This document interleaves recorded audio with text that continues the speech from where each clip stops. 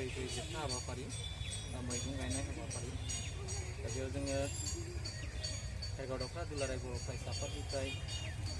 रायजो राजानिसिम मोनसे मेसेजखौ होनो सानदों जिहेतु मानसिनि जिथु गोनांथि आरो बे गोनांथिखौ सुफुंनो थाखाय माखासे खेथि खालामग्रा माखासे आबादारिफ्रा मानसिनि नांगौ बायदि जाबायदि जों मैगं थाइगं मोनजानांगौ दा बिथांमोना माखासे केमिकेल होनानै मैगं थाइगं गायनानै जों सुबुं माहारिनि थाखाय गोबां खहा लाबोदों बे लेखायै जोङो भेरगाव दख्रा दुलाराय बर' हाबाफारियावनो बाहागो लानानै दुलाराय बर' फरायसा आफादनि सोलोंथाइ नेहाथारि बिथां सार कासनाम बसुमतारी हाबाफारियावनो बाहागो लानो हानाय भेरगाव एच बिद्यापीठनि लेङाइ गाहाय फोरोंगिरि सार बिपिन मोसाहारि लोगोसे हाबाफारियावनो बाहागो लानो हानाय भेरगाव दख्रा दुलाराय बर' फरायसा आफादनि आफादगिरिजों लोगोसे गासै बिबानगिरि लोगो नोंथांमोन लोगोसे हाबाफारियावनो बाहागो लानो हानाय फंबाय बिनानाव फरायसुला फरायसुलि बिथांमोन बे समाव दिनैनि जि मैगं गायनाय हाबाफारि आं गिबि दिनैनि बे मैगं गायनाय हाबाफारिखौ गायजेननो थाखाय खावलायगोन भेरगाव उच्च बिद्यापीठनि लेङाइ गाहाय फोरोंगिरि सार बिपिन मोसाहारि बिथांखौ मैगं गायनायनि सिगांनो फंनैसो बिबुंथिखौ फोजोबनानै भेरगाव दखरा एबसुनि दैदेननायाव जि मोनसे अर्गेनिक आबाद मावनायनि हाबाफारि दिनै जागायजेननायनि जि सम बे समाव सफैनो हानाय जोंनि दुलाराय बर' फरायसा आफादनि सोलोंथाइ नेहाथारि बिथां भेरगाव दखरा एबसुनि आफादगिरि नेहाथारि गुबुन गुबुन बिबानगिरि बिथांमोन लोगोसे फरायसा नोंथां मिडिया पार्सन बिथांमोन दिनैनि बे जि दखरा एबसुनि आबाद मावनाय जि हाबाफारि गिबियावनो दिनै आलुनि आबाद बेखौ आलु गायनायनि जि हाबाफारि बेखौ लादों थारैनो बाख्नायथावना आरो खुब मोनसे गोनांथि दङ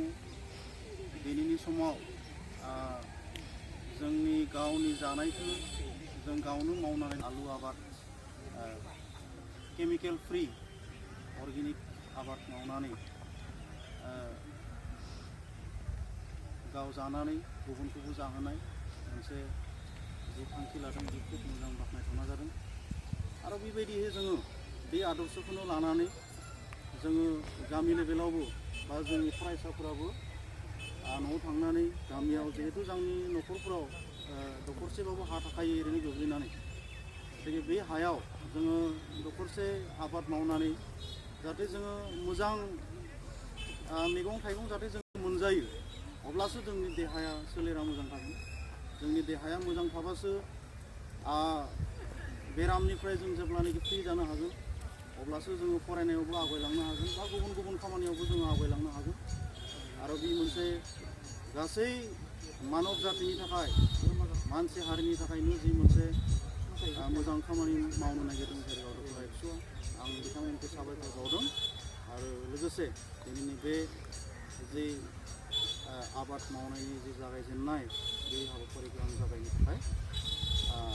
आखायाव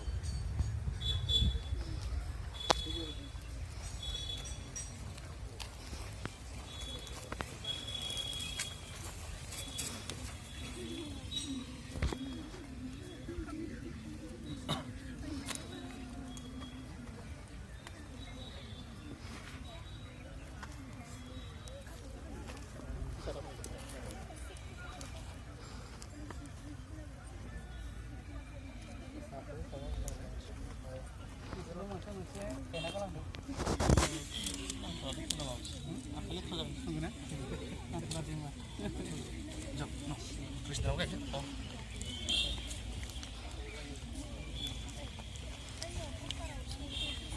फर्मुलाया बेलेगसोमोन आलु गायनायनि खिन्थु जों बाहायनो हायाखै फर्मुलाखौ हास'यो बै गोजौ खालामनांगोन दाखालि ट्रेनिं होनाय मथेबा माने सिङाव गुरै जानांगौ आरो साबायखर थाबाय हाबाफारिखौ मावफुंनायनि थाखाय भेरगाव उच्च बिद्यापीठनि लेङाइ गाहाय फोरोंगिरि सार बिपिन मोसाहारिनि आरो लोगोनो दिनैनि बे मैगं गायनाय हाबाफारि बे हाबाफारिखौ बिसोरनो फोजोबबाय होननानै फोसावनाय जाबाय।